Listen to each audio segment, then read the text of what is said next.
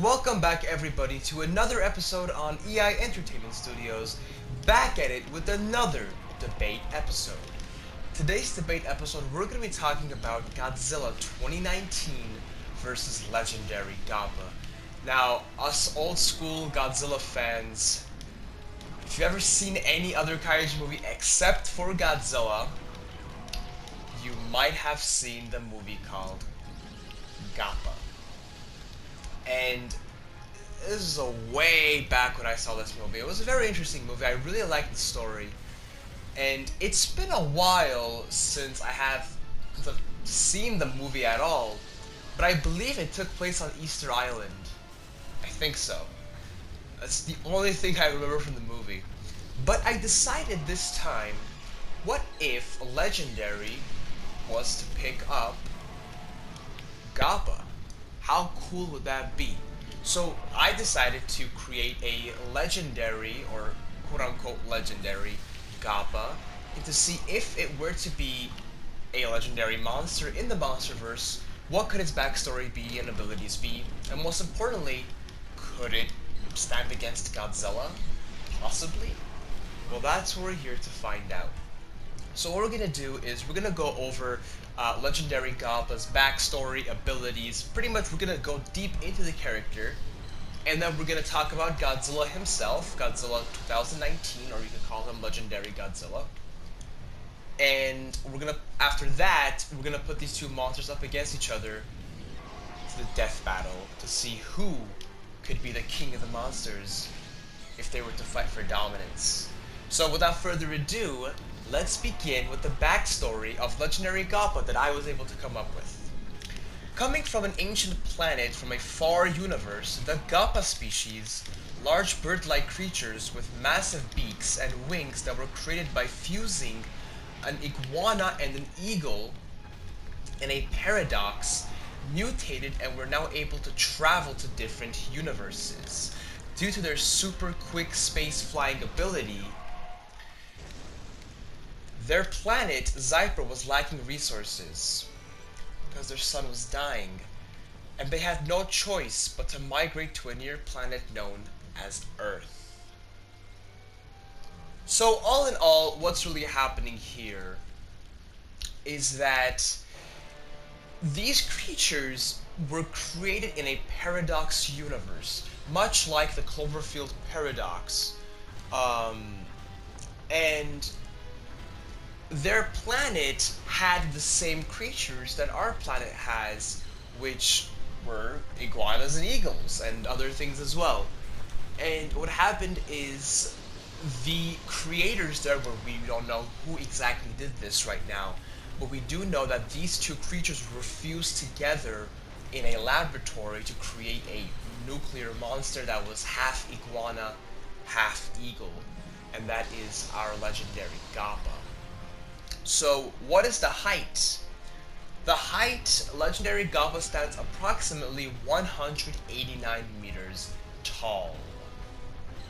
And the abilities, I'm going to do a quick skim on the abilities, and then we're going to finish him up, and then before we move on to Godzilla, I'll do a deep analysis of the abilities, so no worries. But for now, I'm going to quickly skim over them. So, it starts off with nuclear fire, shooting teeth, supersonic speed wings, eye lasers, moderate regeneration, quick reproduction via host. Aggression levels are medium, territorial level is high, and the biome is Earth and space because now it landed on Earth, so therefore Earth is one of its biomes now.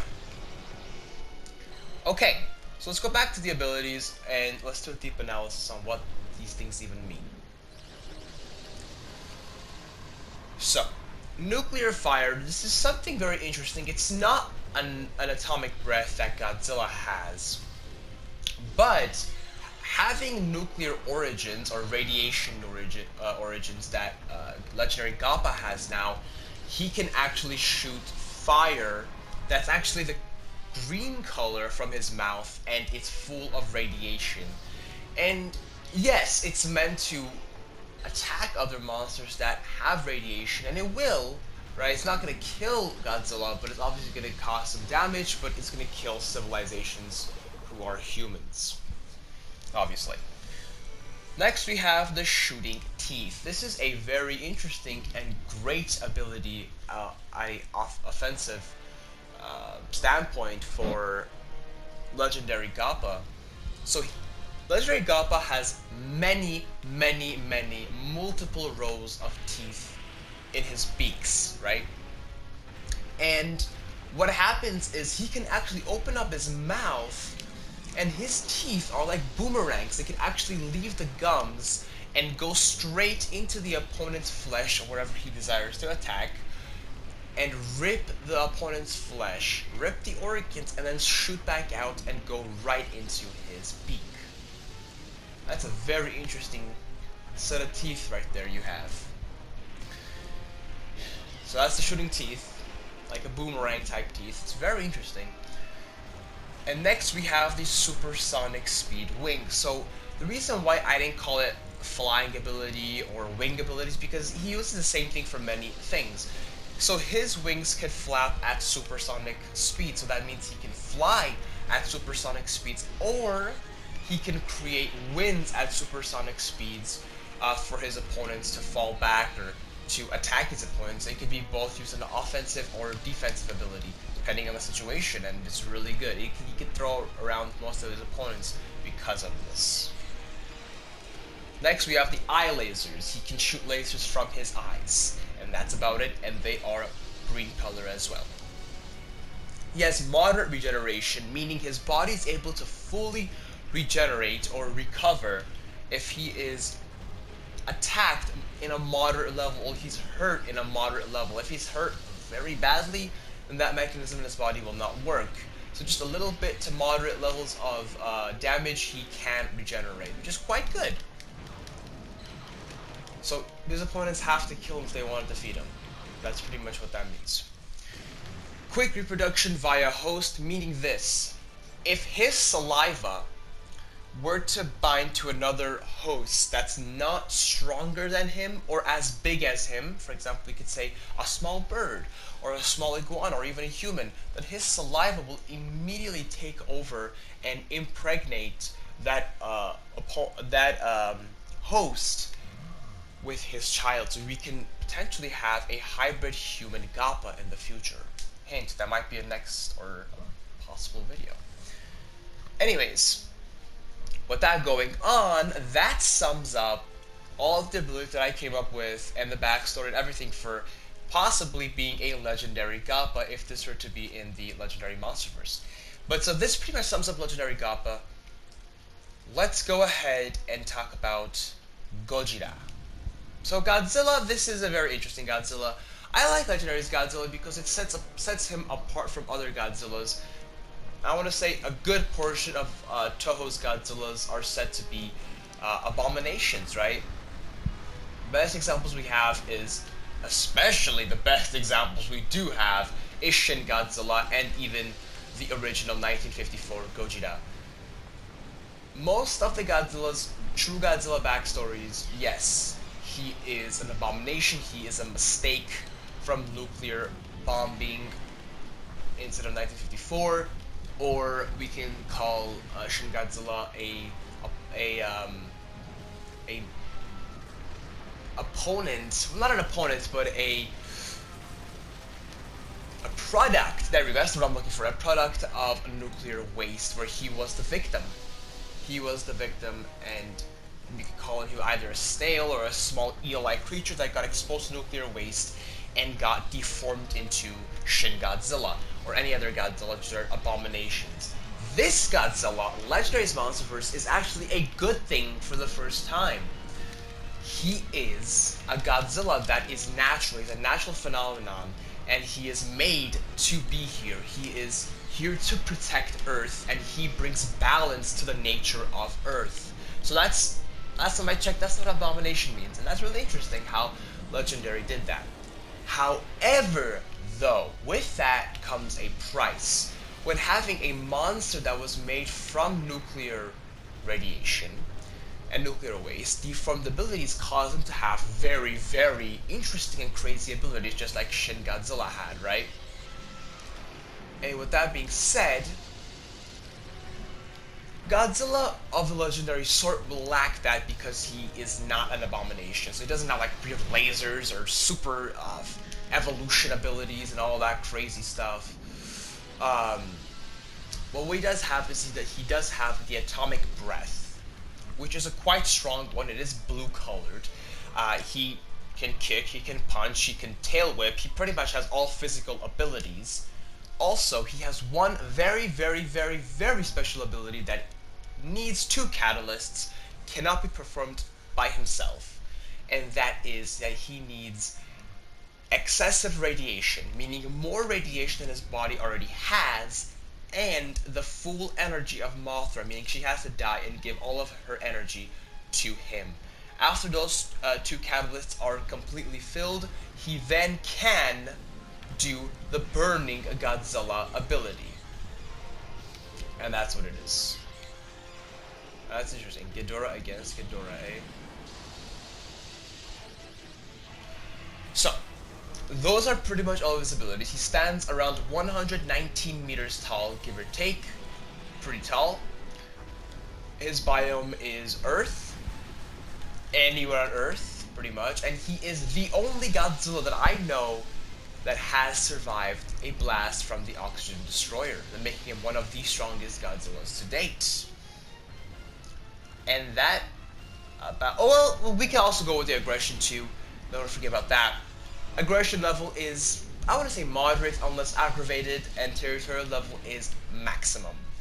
Okay, this sums up both Godzilla and legendary Gappa. Now we go where we all wanted to go, is the big death battle. So this is how it's gonna play out. We're gonna go best out of two.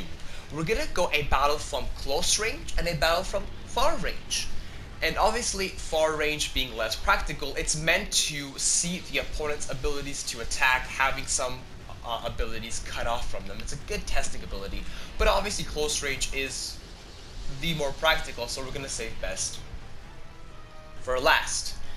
So we're gonna start off at far range in respective of 700 meters apart. So these opponents, these two monsters, legendary Gappa and legendary Godzilla, must stay away from each other at 700 meters apart. They cannot get closer than 700 meters.